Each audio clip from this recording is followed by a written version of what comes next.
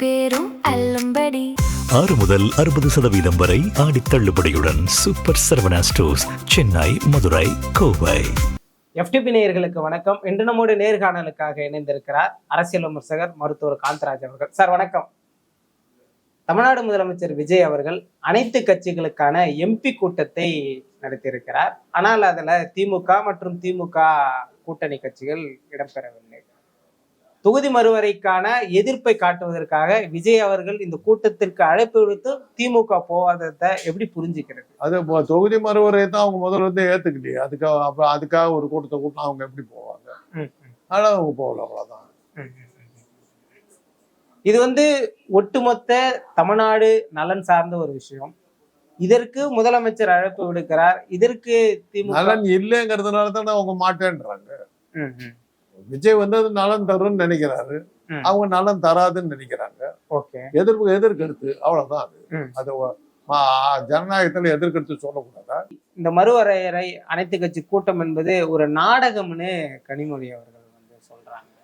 எதிர்கட்சி அப்படித்தான் விமர்சிக்கும். அது அதையெல்லாம் பொய்யாக்கி அவர் நிறைவேற்றி காட்டணும், அவ்வளவுதான். ஆளுங்கட்சியா இருக்கவங்க இதுல நல்லது நடக்கும்ன்றத அவங்க நிரூபிக்கணும். சந்தேகம் வருது, மக்கள் மத்தியில சந்தேகம் இருக்குது. அந்த சந்தேகத்தை நீக்க வேண்டிய பொறுப்பு ஆளுங்கட்சிக்கு இருக்குது. அதனால இந்த மறுவரை நல்லதுதான் செய்யுங்கிறதுக்கான காரணங்களை அவங்க கொடுக்கணும். கொடுத்தாக்கா அதுக்கு பதில் வரும். கேள்வி கேட்க வேண்டியது எதிர்கட்சியோட உரிமை. எதுக்காக செய்யறேன்னு கேட்கிறாங்க. அதை செய்யறது மூலமா நமக்கு என்ன நன்மை கிடைக்குங்கிறத கேட்கறாங்க. அதை விளக்குனீங்கன்னா சரியா போகுது. அதுக்கு என்னத்தை கோச்சுக்கிறீங்க? திமுக தங்களுடைய நிலைப்பாட்டிலிருந்து கொஞ்சம் கொஞ்சமா நழுவுகிறார்களோ, அப்படி புரிஞ்சுக்கலாமா? என்ன நிலைப்பாட்டுல இருந்தாங்க, அது எப்படி நழுவுறாங்கன்னு நீங்க எப்படி சொல்றீங்க? இதுக்கு முன்னாடி டீலிமிட்டேஷனை ஏத்துக்கிற மனநிலையில். டீலிமிட்டேஷன் அந்த காலத்துல வந்ததுங்க. டீலிமிட்டேஷன் எப்பவுமே உண்டு. இன்னைக்கு காலப்போக்கிலையும் மக்கள் தொகையினுடைய இது அடிப்படையிலையும் நீங்க தொகுதிகளை மறுவரை பண்ணித்தான் ஆகணும். இன்னைக்கு வெள்ளக்காரன் காலத்துல இருந்த மாவட்டங்கள் இன்னைக்கு இல்லை. என்னுடைய சேலம் மாவட்டத்தை எடுத்தீங்கன்னா, சேலம் இதுல நாமக்கல்ல ஆரம்பிச்சு ஒசூர் வரலும், அந்த பக்கம் கர்நாடகா பார்டர்ல ஆரம்பிச்சு தலைவாசல் வரைக்கும் சேலங்கிறது ஒரு மாவட்டம், தமிழ்நாட்டில் மிகப்பெரிய மாவட்டம். இன்னைக்கு சேலம்ங்கிறது சேலம் தான் இருக்குது, தருமபுரி இருக்குது, கிருஷ்ணகிரி இருக்குது, நாமக்கல் இருக்குது. 4 மாவட்டமா பிரிஞ்சிருக்கு. அன்னைக்கு இருந்த சூழ்நிலை வேற. அன்னைக்கு சேலத்துக்கு முனிசிபாலிட்டி தான் இருந்தது. நீ சொல்ல போனா இந்தியாவுடைய முதல் முனிசிபாலிட்டி சேலம். அதுக்கு பிறகு அது கார்பரேஷன் மாறிச்சு. இன்னைக்கு மேயர் வந்திருக்காங்க. சேலம் 1, 2, 2 தொகுதி இருக்குது. நீங்க சேலத்திலே 5-6 MLA தொகுதி இருக்கு. அதெல்லாம் கால மாறுபாட்டுக்கு தகுந்த மாதிரிலாம் மாற்ற வேண்டியிருக்கும். அதெல்லாம் டீலிமிட்டேஷன் தப்புன்னு நம்ம சொல்ல முடியாது. டீலிமிட்டேஷன் நீ கொண்டு வர டீலிமிட்டேஷன் நல்லதை செய்யுமாங்கிறத நீ ப்ரூவ் பண்ணணும், அவ்வளவுதான். இந்த மாவட்டத்தை பிரிச்சதுனால என்ன நன்மை அதை சொல்லணும். இல்லை சும்மா பிரிச்சோம், என் கணக்குக்காக பிரிச்சோன்னு பிரிக்கிறதெல்லாம்.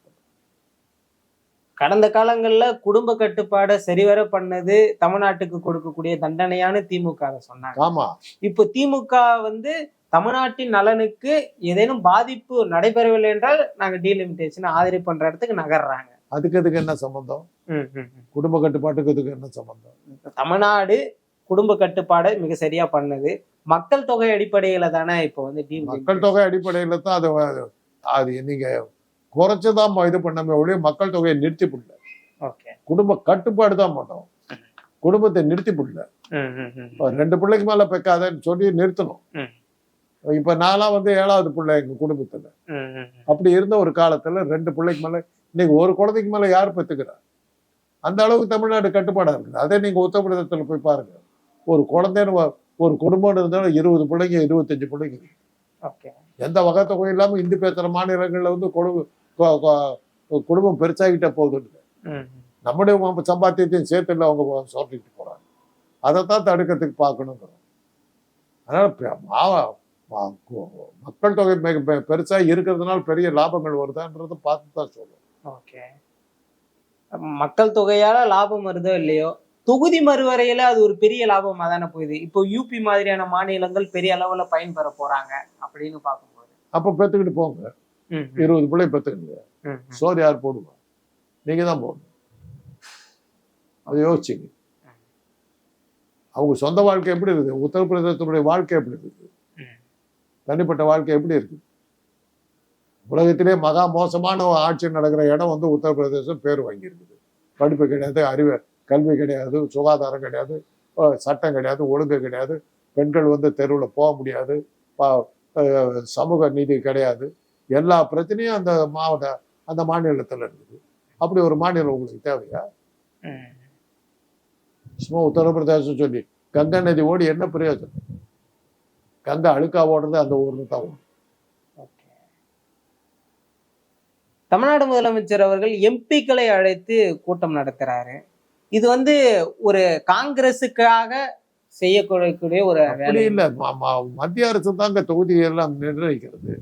அதனாலதான் எம்பிக்களை கூப்பிடுறாங்க. அதுல எம்எல்ஏக்களுக்கு வேலை இல்லை. ஓகே.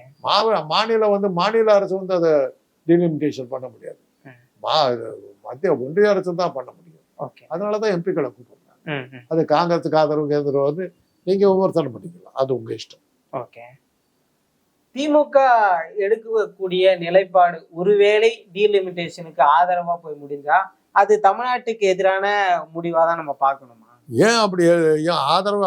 அதில் சில நல்ல காரியங்களை எல்லாம் சொல்லி சில திருத்தங்களை சொல்லி அது மாதிரி டீலிமிட்டேஷன் பண்ணீங்கன்னா தமிழ்நாட்டுக்கு நல்லதுன்னு பண்ணாங்கன்னா ஏமா அதையும் ஏற்றுக்கூடாது? இப்போ இருக்கிறத அப்படியே ஏற்றுக்க முடியாதுன்றாங்க. அவங்க ஒருவேளை சில திருத்தங்கள் சொல்லலாம், அந்த திருத்தங்களை ஏற்றுக்கிட்டாங்க, அது நல்லதாக மாறும் இல்லை? அவ்வளோதானே. தேர்தல் காலகட்டத்துல அந்த டீலிமிட்டேஷன் அந்த பில்லையே எரிச்சவர் தான் முன்னாள் முதலமைச்சர். ஆமா, நீங்க எரிச்சல் ஜெயிலுக்கெல்லாம் போனாங்க. அந்த அளவுக்கு ரொம்ப காட்டமா எதிர்த்த திமுக கொஞ்சம் தன்னுடைய பாதையிலிருந்து நழுவி போகுது. திமுக பாஜக கூட்டணிக்கு வழிவகுக்கும் அப்படின்னு ஏன் வரக்கூடாது? வரலாமா? வரலாமே. வாஜ்பாய் அமைச்சரா முதலமைச்சரா பிரதம மந்திரியா இருக்கும்போது பாஜகவோட கூட்டணியில இருந்தவங்க தானே திமுக.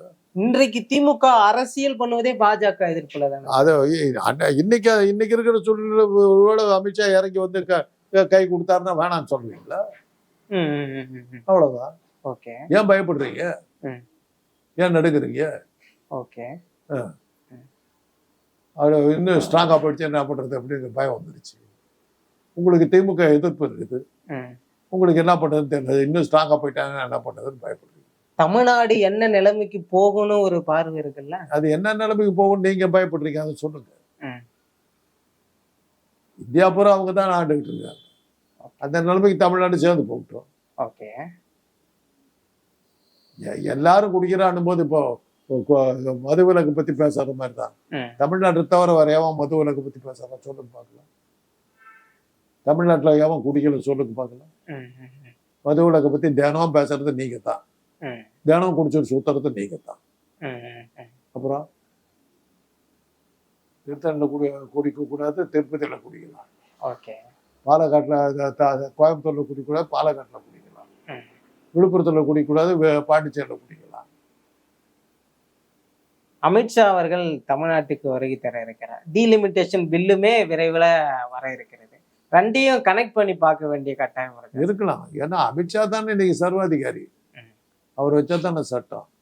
அவர் நினைச்ச மாதிரி தானே இன்னைக்கு வந்து விஜய்ங்கிற ஒருத்தர் வந்து அரசியல்ல வந்து முதலமைச்சரை எப்படி உட்கார்ந்துருக்காரு, மக்களை தேர்ந்தெடுத்தார். ஒரு கருத்து கணிப்பு கூட வந்து 5 சீட்டுக்கு மேல விஜய் ஜெயிப்பார் சொல்லல. அவர் ஆட்சிக்கா வந்தாருன்னா எப்படி வந்தாரு அவருக்கே தெரியாது எப்படி வந்தாரு. அமித்ஷா முடிவு எடுத்தாரு, ஞானேஷ்குமார் செஞ்சு கொடுத்தாரு, அவ்வளவுதான். ஓட்டு போட்டா வர்றாங்க. ஆனால் எலெக்ஷனுக்கு கொஞ்சம் நடக்குதுன்னாக்கா அந்த சமயத்துல அமித்ஷா வருவார், வந்து சில வேலைகளை செஞ்சுட்டு போவார், ரிசல்ட் அவருக்கு வேணுங்கிற மாதிரி வரும். ஓகே. அமித்ஷா அவர்கள் பக்கம் திமுக நகர்வது, பாஜகவோடு திமுக போவது இனி விஜயை வீழ்த்த முடியாது என்கின்ற பார்வையை கொடுக்காதா? விஜய் எழுந்திருச்சிருந்தாங்க வீழ்த்தறதுக்கு. அவர் என்னவா இருக்காரு அவர் வீழ்த்தறதுக்கு? தமிழ்நாட்டின் முதன்மை சக்தி. அவ்வளவுதான். அந்த போஸ்ட் வச்சுட்டு என்ன பண்ணிட்டு இருக்காரு? கேள்வி கூட இனிமே பதில் சொல்ல மாட்டாருன்னு நேற்று சொல்லிட்டாங்க. அப்புறம் என்னத்துக்கு முதலமைச்சர் வந்து என்ன பண்ண போறாரு? என்ன ஐடியாவில் இருக்காரு முதலமைச்சரா? சட்டமன்றத்திலையும் பதில் சொல்ல மாட்டாராம், கேள்விகளுக்கு பதில் சொல்ல மாட்டாராம், பத்திரிகையாரையும் பார்க்க மாட்டாராம். அப்புறம் அவர் என்ன முதலமைச்சர்? பிள்ளைங்க சொந்த பிள்ளைங்கள அரசாங்க பிள்ளைங்களை போகிறதுக்கும், அரசாங்க வீட்டில் வாடகை கொடுத்துரு அரசாங்கம் வாடகை கொடுக்குற வீட்டில் குடியிருக்கிறதுக்கும் அரசாங்க பெட்ரோலை செலவு பண்ணிட்டு ஜாலியாக சுத்தர தவிர அவருக்கு முதலமைச்சராக என்ன செய்யறாரு சொல்லுங்க. ஓகே. தமிழ்நாட்டு நலனை காக்குறதுல, மாநில உரிமைகளை மீட்டெடுக்கிறதுல எப்பவுமே சமரசம் பண்ணிக்க மாட்டேன்றதுல உறுதியா இருக்கிறாரு. யாரு? விஜய் தான். அவர் சொன்னார் உங்ககிட்ட? தொடர்ந்து அவருடைய பேச்சுகள் அதெல்லாம் அப்படித்தானே இருக்கு. என்ன என்ன பேசினார் சொல்லுங்க. ஊழல் இல்லாத ஒரு திமுக ஆட்சி, ஆனா அது தாவேக்கா அப்படிதானே புரிஞ்சுக்க. அவர் ஒரு பதவி ஒன்று போட்டார், டெல்லி பிரதிநிதி பதவி. அதுக்கு யாரை போட்டாரு? தமிழ்நாட்டையே சேராத ஒரு ஆந்திரக்காரன் தன்னை வச்சு படம் எடுத்த படம் முதலாளி. அது ஊழல் இல்லையா? முதல் போஸ்டிங்கே ஊழல்ல தான் ஆரம்பிச்சாரு. ஊழல் திமுக ஊழலை ஒழிப்பேன்னு சொன்னார், என்னுடைய ஊழல் ஒழிப்பேன்னு அவர் சொல்லுது. அதான் அந்த கருத்து. அதுக்கு முன்னாடி அவர் ஒன்றும் அரசியல் இல்லையே. அது இப்ப வந்த உடனே ஃபர்ஸ்ட் போஸ்டிங் அது தெரிஞ்சு போச்சு இல்ல. அவருடைய நண்பர்களுக்கு எல்லாத்துக்கும் பதவி கொடுத்தாச்சு. மூடிட்டு உட்காந்துருப்பீங்களா? பேச்சே வராது. தமிழ்நாட்டுக்கான தாவேக்காவின் முதல் பட்ஜெட் ஆனது போடப்பட்டிருக்கிறது. எப்படி பாக்குறீங்க? அதுல என்ன இருக்குதுன்னு சொல்லுங்க, பாக்குறதுக்கு சொல்லலாம். என்ன விஷயம் இருக்குது பட்ஜெட்ல? கவர்ச்சியான எந்த அறிவிப்புகளும் இருக்காது. ஆனா தமிழ்நாட்டை முன்னேற்றி என்ன அறிவிப்பு இருந்து சொல்லுங்க. கவர்ச்சியான அதெல்லாம் விமர்சனம் எல்லாம் வச்சாரு. என்ன அறிவிப்பு இருந்து அது எதை வந்து ஆதரிச்சு நீங்க பேசுறீங்க சொல்லுங்க. சொல்லுங்க, என்ன புதுசா சொல்லி இருக்காரு? மாமன் சீருங்கிறத அண்ணன் சேர்ந்து மாட்டிருக்காரு. அவ்வளவுதான். விவசாயிகளுக்கு ஒன்றும் கிடையாது. வட்டியும் காணும், வரியும் காணும், வட்டியும் காணும், ஒன்னையும் காணும். வருமானத்துக்கு என்ன வழி பண்ணிருக்கான்னு தெரியல. தொழிற்சாலைகள் பத்தி அறிவிப்புகள் எதுவும் இல்லை. என்ன இருக்கு பட்ஜெட்? ஒவ்வொரு பட்ஜெட்டும் வர்றதுக்கு முன்னாடி ஊடகங்கள் பூரா சொல்லும், இந்த பட்ஜெட் இதெல்லாம் எதிர்பார்க்கலாம் அப்படின்னு சொல்லி ஒவ்வொரு பட்ஜெட்டுக்கும் சொல்லுவாங்க. இந்த பட்ஜெட்டை பத்தி ஒருத்தர் பேசலையே. படிச்சு முடிச்ச பிறகு கூட யாருக்கும் விமர்சனம் பண்ண தெரியலையே. என்ன ஒண்ணும் இல்லை, எம்டி. அடுத்த பட்ஜெட்ல இரண்டாவது பட்ஜெட் தான் எப்பவுமே கட்சிகளுடைய நிலைப்பாடு எப்படி போகுது பார்க்கலாம். ஒரு ஸ்டேஜரை காட்டும். நீங்க அவருக்கு ஆதரவா பேசுறீங்க. ஒருவேளை உங்க ஆதரவு இல்ல சார். அதான் நீங்க ஒரு 3 மாத காலத்துக்கு அவருக்கு ஒட்டு கொடுக்குறீங்க. அது நடக்குதான் பார்ப்போம். நிதியமைச்சர் சொல்றாரு, ஒரு 3 துறையை பார்க்கும் போதே பல குளறுபடிகள் இருக்கு, அதையெல்லாம் சரி பண்றதுக்கே நமக்கு தேவை இருக்கு. இது வழக்கமா எல்லாரும் சொல்றது. அடுத்த கட்சி ஆட்சிக்கு வந்தாக்க அவன் பண்ணதான் தப்பு, அவன் பண்ணதான் தப்பு. அப்புறம் என்னத்துக்கு இன்னும் உட்கார வச்சோம், இதை சொல்றதுக்கு உட்கார வச்சோம். பதிலே சொல்ல மாட்டார். அவர் உட்காந்து பேசுறாரு, நான் இருக்கிறேன்னு அவர் இருக்காரு. அதுக்கு முதலமைச்சர் எதுக்கு வந்து பதில் சொல்லணும்? அப்புறம் என்னத்துக்கு முதலமைச்சரா இருக்கிறது? கேள்வி கூட பதில் சொல்லாம, பத்திரிகைக்காரர் கூட பார்க்காம, அசம்பிளியில கூட பேச மாட்டேன்றாக்கா நீ என்ன முதலமைச்சர்? அசம்பிளியில பேசின பேச்சு பார்க்கலையா? பார்த்தமே, தேடினார். யாரை தேடுறாருன்னு அப்புறம் தான் கேட்டாங்க. பல கேள்விகள் வந்த அப்புறம் தான் வாய விட்டு போயிட்டார். கொத்து பரோட்டா, வீச்சு பரோட்டா, கசாப் கடை, சால்னா, பாயா, இதெல்லாம் தான் பேசிக்கிட்டு இருந்தாரு. ஒரே ஒரு சைகையிலேயே எல்லாரையும் வந்து இது பண்றாரு. அதெல்லாம் எப்படி பாக்குறது? அப்படியே அதை ரசிக்கிற கூட்டம் வந்து கொண்டு ஒரு செட்டு வந்துட்டீங்க நீங்க. உங்க தகுதிக்கு தகுந்த மாதிரி தான் தலைவர் இருப்பான். அதுக்கு என்ன பண்ண இல்ல சார். அன்னைக்கு எங்களுக்கு அண்ணா மாதிரி தலைவர் இருந்தாங்க, இன்னைக்கு உங்களுக்கு விஜய் மாதிரி தலைவர் இருக்காங்க. உங்க லெவல் அந்த மாதிரி இருக்கு. நாங்க என்ன பண்ண முடியும்? தொடர்ந்து விமர்சனம், ஒண்ணும் தெரியல, தற்கூரி, முட்டாள் கூட்டம் இப்படின்னு வச்சுட்டு வந்தவங்க மத்தியில ஒரு தலைவனா உருவெடுத்து முதலமைச்சரா வந்து உங்க அப்பாவை காணும்ன்றது எல்லாரும் ரசிக்கிறாங்க. அதான் சொல்றேன், உங்க ரசனைக்கு தகுந்த மாதிரி. உங்களுக்கு சாதத்துல வந்து கொஞ்சம் மலத்தையும் சேர்த்து கொடுத்தா சாப்பிடுற உங்ககிட்ட நம்ம என்ன பண்ண முடியும்? இந்த பட்ஜெட்ல முன்னாடி ஒரு விஷயம் வந்தது, கிட்டத்தட்ட ஆட்சிக்கு வந்த 3 மாதத்துக்குள்ளே 20,000 கோடி ரூபாய் கடன் தாவேக்கா அரசு பெற்றிருக்கிறது. அதுல 14,000 கோடி ரூபாய் வட்டியா மட்டும் கட்டியிருக்காங்க அப்படி சொல்றாங்க. இது ரெண்டும் எப்படி சார் புரிஞ்சுக்க? அதான் தப்பு சொல்லணும். கடன் கொடுக்கறது, கடன் வாங்குறது. இப்ப நான் வந்து உங்ககிட்ட ஒரு 100 ரூபாய் கட்ட கொடுத்துருவீங்களா? எனக்கு திருப்பி எப்படிடா கொடுப்பேன்னு கேட்க மாட்டீங்க. திருப்பி கொடுக்குற சக்தி இருந்தாதான் கடன் கொடுப்பீங்க. கடன் வாங்குறீங்கன்னாவே உங்களுக்கு கடனை திருப்பி கொடுக்குற சக்தி இருக்குதுன்னு அர்த்தம். இவ்வளவு பெரிய தொகை உங்களுக்கு கடனா கிடைச்சதுன்னா திமுக ஆட்சியில கிடைச்சது. திமுக வளர்த்தி விட்ட தமிழ்நாடு, அந்த தமிழ்நாட்டை பார்த்து தான் அவங்க கடன் கொடுத்துருக்காங்க. ஆனா இது இவங்க கிளைம் பண்றதுக்கு அதுல ஒண்ணுமே இல்லை. கிடைக்குதுங்கிறதே ஒரு பெரிய தகுதி. ஓகே. மேகதாது அணை விவகாரம் பேசுபொருளா இருந்தது. அதை பத்தின விவாதம்லாம் தொடர்ந்து நடைபெற்றது. அதற்கு அடுத்ததாக உதயநிதி அவர்கள் வந்து இந்த குறுவை சாகுபடிக்கான அந்த பென்ஷனை கேட்கிறாரு. அதுக்கு முதலமைச்சர் அவர்கள் வந்து சொல்றாரு, முன்ன பின்ன நியூஸ் பேப்பர் படிச்சிருந்தா தானே இதை பத்தி எல்லாம் தெரியும் அப்படின்னு கேட்கிறாரு. யார் தன்னை சொல்லிக்கிட்டாரோ? உதயநிதியை பார்த்து உதயநிதி. முதல்ல இவரை படிக்க சொல்லுங்க நியூஸ் பேப்பர். குறுவை சாகுபடிய எதுக்காக கேட்டாங்க? குறுவை சாகுபடி நடந்தா தான் கொடுப்பேன்றதெல்லாம் உண்டா என்னங்கிறதெல்லாம் முதல்ல அவருக்கு தெரியும். ஓகே. முதல்ல குறுவை சாகுபடினா என்னன்னு அவருக்கு தெரியுமான்னு கேட்டுப்பாங்க. அதுக்கப்புறம் மொத்தம் பேச. ஓகே. ஒவ்வொரு ஆண்டும் வந்து ஜூன் மாசம் 12ஆம் தேதி ஸ்டாலின் அவர்கள் வந்து மேட்டூர் அணையை வந்து திறப்பாரு. இந்த ஆண்டு அது விஜய் அவர்களுக்கு அந்த வாய்ப்பு கிடைக்கல. இதை எப்படி பாக்குறீங்க? அது தண்ணி வந்துருச்சுங்க. அவங்க திறந்து விடுறதுக்கு முன்னாடி ஒகேனக்கல்லாம் ரொம்ப வழிய ஆரம்பிச்சிருச்சு. அது காவிரியை மாத்திரம் நீங்க தடுத்து நிறுத்தவே முடியாது. பங்காரப்பா சொன்னார் அந்த காலத்துல, நான் ஏற்கனவே சொல்லியிருக்கேன், காவிரி தண்ணி நிரம்பி வழிஞ்சாலோடைய தண்ணி தமிழ்நாட்டுக்கு கொடுக்க மாட்டேன்னு சாயந்தரம் 5 மணிக்கு சொல்றாரு கர்நாடகா முதலமைச்சர் பங்காரப்பா. 6 மணிக்கு உலகம் காணாத மழை மாண்டியாவெல்லாம் உள்ள போயிடுச்சு. தண்ணி திறக்காதங்கிறான் இந்த ஆளு பங்காரப்பா. தமிழ்நாட்டுக்கு விடாதங்கிறான். விடலைன்னா மாண்டியா கிண்டியா எல்லாம் மைசூர்லாம் உள்ள போயிடுன்ட்டாங்க. அப்புறம் தான் திறந்து விட்டாரு. தண்ணி வச்சுக்கிட்டு வந்துருச்சு. அதே தான் சிவகுமார் இந்த கர்நாடகாவுக்கு வராதேன்னு விஜய் கிட்ட சொன்னார். அன்னைக்கு ராத்திரியே மழை, கபினி ரொம்பி போச்சு, வழியுது, திறந்து விட்டாச்சு. ஒகேனக்கல் ரொம்ப வழிஞ்சிக்கிட்டு வருது, ஏறிக்கிட்டே போகுது தண்ணி. காவிரி மாத்திரம் புகுந்த வீட்டுக்கு அது என்னைக்குமே துரோகம் பண்ணதில்லை. ஆனால் காவிரி வந்து மேகதாதுல வந்து அணை கட்டுறதுங்கிறது அது காலாகாலம் நடந்துக்கிட்டே தான் இருக்கும். காவிரி தண்ணி இருக்கிறவர்களும் மேகதாது அணை கட்டுறேன்னு பேச்சுக்கிட்டு தான் இருப்பாங்க. இது இன்னைக்கு நேரத்தில் காலாகாலமாக நடந்துக்கிட்டு தான் இருக்கும். அது என்னைக்குமே தீராது. இந்த மேகதாது அணை விவகாரத்துல விஜய் அவர்கள் வந்து கர்நாடகா செல்ல முற்பட்டாரு. நான் அசிங்கப்பட்டா கூட பரவாயில்ல, அதையும் தாங்கிக் கொள்ள தயாரா இருந்தேன் அப்படின்னு சொல்லியிருக்கிறாரு. அதை எப்படி பாக்குறீங்க? இதுல என்ன அசிங்கப்படுறதுக்கு என்ன? ஒருவேளை அங்கு சரிவரை அதுக்கு அப்படி அசிங்கப்பட்டா விட்டுருவோமா நம்ம? தமிழ்நாட்டு முதலமைச்சர் அசிங்கப்படுத்தினா விட்டுருவோமா? மக்கள் மேல நம்பிக்கை இல்லை அவருக்கு. நான் என்ன அசிங்கப்படுத்துவாங்க, நான் தாங்கிக்கிறேங்கிறாரு. மக்கள் யாரும் காப்பாற்ற மாட்டாங்கன்னு நினைக்கிறாரு. தமிழ்நாட்டு மக்கள் தன்னை கை விட்டுருவாங்கன்னு நினைக்கிறாரு. அதுதான் காரணம். அப்படி விட மாட்டாங்க. நம்ம முதலமைச்சர் வந்து அது மாதிரி பேசுறதுக்கு நம்ம விட. இந்தியா பாகிஸ்தான் ஒண்ணும் இல்ல, இது தமிழ்நாடு ஒரு பக்கத்து மாநிலத்துக்குள்ள ஒரு பேச்சுவார்த்தை நடைபெறது நல்லது தானே, அதை நான் முயற்சி பண்ணேன், இதை விமர்சிக்க ஆரம்பிச்சுட்டாங்க அப்படின்னு சொல்றேன்.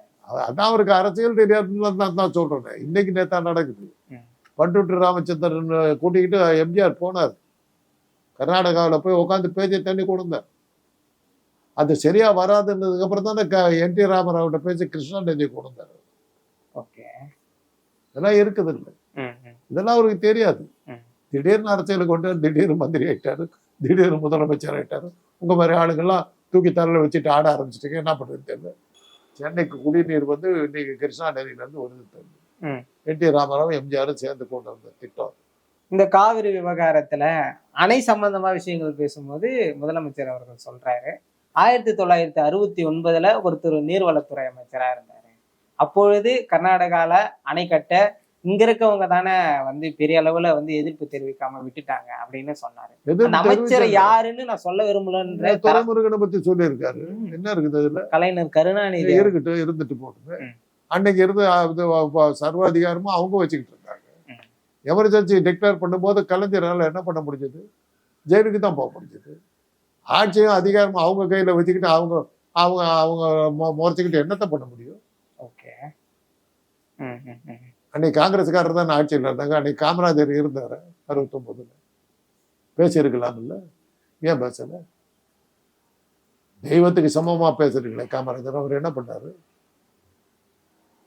எப்படி போச்சு கர்நாடகா வந்து இவ்வளவு தூரத்துக்கு போறதுக்கு? குடகெல்லாம் நம்ம கூட இருந்தது. குடகு, மணிப்பால், சுப்பிரமணிய ஸ்தலா, மங்களூரு, கொச்சி, மலபார், இதெல்லாம் வந்து தமிழ்நாட்டோட இருந்தது. குடகுல தான் காவிரி ஆரம்பிக்குது. அன்னைக்கு அந்த தமிழ்நாட்டோட இருந்ததுன்னா இன்னைக்கு கர்நாடகா இந்த ஆட்டம் போட முடியாது. ஆரம்பிக்கிற இடத்துல தண்ணி நிறுத்தி விட்டா நம்ம சொல்லி இருக்க முடியும். அன்னைக்கு அதை விட்டு கொடுத்த ஒரு காமராஜர். அதுக்கு யார் பதில் சொல்ற? நீங்க முல்லை பெரியாறு டேம் எப்படி போச்சு? தேவகுணம் பேருமேட்ட நம்ம கூட சேர்த்தி ஆகணும், அப்பதாங்க டேம் நம்ம கிட்ட இருக்குன்னு நம்ம சொன்ன போது குளமாவது மேடாவதுன்னு கேட்டவர் காமராஜர். அவர்கிட்ட தான் கேட்கணும். தமிழ்நாட்டுல அதிக அணைகளை கட்டினது காமராஜர் தான். அன்னைக்கு அணைகளே இல்லாத போது கட்டினாங்க. இது இங்க தார் ரோடு போட்டது காங்கிரஸ் தான்னாக்கா என்ன அர்த்தம்? அர்த்தம் கட்டுதானமா இருக்கு. அப்பதான் தாரே கண்டுபிடிச்சாங்க, போட்டாங்க. Okay okay. ராஜராஜ சோழ காலத்துல சிமெண்ட் ரோடு இருக்குதான்னு கேட்பீங்களா? உங்களுக்கு தான் புத்தி வேணும், எங்களை கேட்காதீங்க. ஓகே. இருந்து செய்யாம இருந்தா தப்பு. இல்லாத போது அதை எப்படி கொண்டு வர முடியும்? அன்னைக்கு நதிகள்லாம் ஃப்ரீயா ஓடிக்கிட்டது, டேமே கிடையாது. கல்லணையை கட்டினவன் தமிழன். அதுதான் முதல் அணை உலகத்திலேயே. பிரமிட்ல இருக்குதுங்க தமிழன் பேரு. ஓகே. அவனுக்கு தெரியாம இருந்திருக்கும். அது சும்மா பொதுவில் ஏதோ வாயில வந்தாலும் பேச வேண்டியது. உதயநிதி அவர்கள் வந்து இந்த மேகதாது விவகாரத்துல அனைத்து கட்சி கூட்டத்தை நடத்தியே ஆகணும்னு சொல்றாரு. ஆனா அதுக்கு கொஞ்சம் கூட தாவேக்கா இசைவு தெரிவிக்க மாட்டாங்க. அதுல என்ன பிரயோஜனம் எனக்கும் தெரியல. அனைத்து கட்சியில எந்த கட்சி வந்து மேகதாது கட்டணும்னு சொல்லுங்க பார்க்கலாம். எல்லாருமே எதிர்த்துக்கிட்டு தான் இருக்காங்க. இதுக்கு என்னத்துக்கு ஒரு கூட்டத்தை ஒன்று போடணும் தேவையில்லாம? எல்லாருமே எதுக்குறாங்கன்னு சொல்லிட்டு போய் தீர்மானத்தை போட்டு போக வேண்டியதாரு. இன்னைக்கு நேற்று சட்டமன்றத்துல ஏகமானதா தீர்மானம் நிறைவேற்றிச்சு. ஓகே, அவ்வளவுதான். கட்சியை தாண்டி பல விஷயங்கள் வந்து அனைத்து கட்சி கூட்டத்துல பேசப்படலாம். விவசாயிகள் உள்ள வந்து பேசலாம் இல்லையா அவர்களுடைய பரவல். எல்லாருமே சொல்லிக்கிட்டு இருக்காங்க. விவசாயிகள் சொல்றது காதல் உழுடி, அவர் காது கேட்காத. ஏன்னா விவசாயிகள் மௌனமாவா யாருக்குமே தெரியாம பேசிக்கிட்டு இருக்காங்க. ஓகே. இத்தனை செய்திகள்ல வருது, அந்த செய்திகளை பார்த்துருக்க மாட்டாரு. அவ்வளவுதான். அனைத்து கட்சி கூட்டம் என்பது தேவையில்லாத ஒண்ணு, உதயநிதியே புரிதல் இல்லாத தேவையில்லாத ஒண்ணு இல்லைங்க. அத திருப்பி திருப்பி போடுறது என்ன லாபங்கிறது தான் கேள்வி. ஓகே, அவ்வளவுதான் கேள்வி. சும்மா ஏன் புருஷன் கச்சேரிக்கு போனாலும் ஒரு அனைத்து கட்சி கூட்டத்தை நடத்த என்ன அவ்வளவுதான். உதயநிதி அவர்கள் வந்து நடுவர் மன்றம் வேணும் மேகதாதுக்கு அப்படின்னு கேட்கிறாரு. கட்டாத அன்னைக்கு எதுக்குப்பா நடுவர் மன்றம்னு பலர் விமர்சனம் வைக்கிறாங்க. இது எப்படி புரிஞ்சுக்கிறது? எப்படி வேணாலும் எடுத்துக்கலாம். ஓகே. என்ன வேணும்னு கேட்டாங்க. நடுவர் மன்றம். நடுவர் மன்றம் தான் சொல்லி கட்டக்கூடாதுன்னு சொல்லி கேட்கலையே அவங்க. நடுவர் மன்றத்துக்கு சக்தி இல்லை, அவ்வளவுதான். சும்மா தட்டத்துக்கு வச்சிருக்காங்க. இவரு கூட தானே காங்கிரஸ் இருக்குது, பேசலாம் இல்ல? ராகுல் காந்தி இவரை தானே சந்திக்கிறாரு, பேசலாம் இல்ல? திமுக தான் செய்யலன்னு சொல்லிவிட்டேன். இப்பதான் உங்க கூட இருக்காரு செய்ய. உதயநிதி அவர்கள் வந்து ஒரு கேள்வி எழுப்புறாரு. தாவேகா அரசு வந்ததுக்கு பிறகுதான் இந்த மேகதாது விவகாரம் வந்து பெரிய அளவுல வந்து வெடிக்குது. அப்படியெல்லாம் சொல்ல முடியாது. அதெல்லாம் ஒரு கட்சி மேல சொல்ல முடியாது. மேகதாதுங்கிறது ஆரம்பத்தில் நடந்துக்கிட்டாரு. அவங்க கூட ஒரு காரணமா இருக்கலாமே ஒழிய அவங்களே காரணம் சொல்ல முடியும். தாவேகா அரசு பொதுவா இதை எப்படி கையாளுதுன்னு பாக்குறீங்க? தாவேக்கா எதையுமே கையாளல. அதனால இதையும் அதே மாதிரி ஒரு குப்பையை சேர்த்து வச்சிருக்கு. என்ன செஞ்சாங்கன்னு சொல்லுங்க. அதுக்கப்புறம் இதில் அவங்க என்ன செய்யணும்னு நம்ம சொல்லலாம். ஓகே. தொடர்ந்து சட்டமன்றத்துல வந்து தீர்மானம் நிறைவேற்றுறாங்க. எதிர்கட்சியுடைய அவங்களுடைய கேள்விக்கு இவங்களும் பதிலை சேர்க்கிறாங்க. அதெல்லாம் அதை முடிஞ்சு போச்சு, அவ்வளவுதான். அதான் சந்தோஷப்பட்டீங்களே, பதில் சொல்லிட்டாங்க. உங்களுக்கு முடிஞ்சு போச்சு இல்லை? கேமரா எடுத்து கிளம்பு, முடிஞ்சு போச்சு, அவ்வளவுதான். தீர்வு முடிச்சாச்சு. சட்டமன்றத்தில் பதில் சொல்லிட்டாருங்க, அவ்வளவுதான். மேகதாது முடிஞ்சு போச்சு. ஒரு ஊடகமே இப்படி பேசினா அப்புறம் என்ன தப்பு? இல்ல சார், கேள்வி உங்ககிட்ட வைக்கிறேன், அதை எப்படி பாக்குறீங்கன்னு நான் கேட்கிறேன். வெறும் பேச்சினால என்ன பண்ண முடியும்? நம்மளால செய்ய முடியாதுங்க. சில விஷயங்கள்லாம் வந்து நதிகள்லாம் வந்து பல பிரச்சனைகளை உருவாக்கக்கூடிய விஷயம். பல மாநிலங்களுக்கு மத்தியில் ஓடியாடுறத வந்து நம்ம வந்து தடுக்கவே முடியாது. இப்போ வந்து பிரம்மபுத்திரா நதியில வந்து சைனா வந்து அணை கட்டிக்கிட்டே வருது. அசாமெல்லாம் பஞ்சத்தில் அடிப்படை போகுது. அது எப்படி தடுப்பீங்க? அவங்கள ஒன்றும் கேட்க முடியுது. சிந்து நதியில தண்ணி விட மாட்டேங்குது பாகிஸ்தான். அது எப்படி கேட்பீங்க? அதனால்தான் வைரமுத்து எழுதியிருக்காரு, தண்ணீர் தேசம்னு ஒரு நாவல் எழுதியிருக்காரு. 3வது உலக யுத்தம் வந்ததுன்னா அது தண்ணீர் பங்கீட்டுல வர்றதான் இருக்கும். இதுக்கெல்லாம் ஒரே தீர்வு வந்து நதிநீர் பங்கீடுறத வந்து மத்திய அரசு தன்னுடைய இதர கட்டுப்பாட்டை எடுத்துக்கணும். கல்வி எடுத்துக்கிட்ட மாதிரி எடுத்துக்கிட்டுச்சுன்னா எந்த மாநிலத்துக்கு எவ்வளவு தண்ணி வேணுமோ அதை அவங்க விடுவாங்க. ஒவ்வொரு மாநிலத்துக்கும் அந்த உரிமையை கொடுத்தீங்கன்னா அந்த மாநிலம் இப்படித்தான் பண்ணும். அதை எடுக்கிறதுக்கு ஒரே வழி, நிறுத்தத்துக்கு ஒரே வழி நதிநீர் பங்கீட்டை வந்து ஒன்றிய அரசு எடுத்துக்கிட்டு அதுல ஒரு அளவுக்கு ஒரு அளவுக்கு தீர்வு கிடைக்கிறதுக்கு வாய்ப்பு.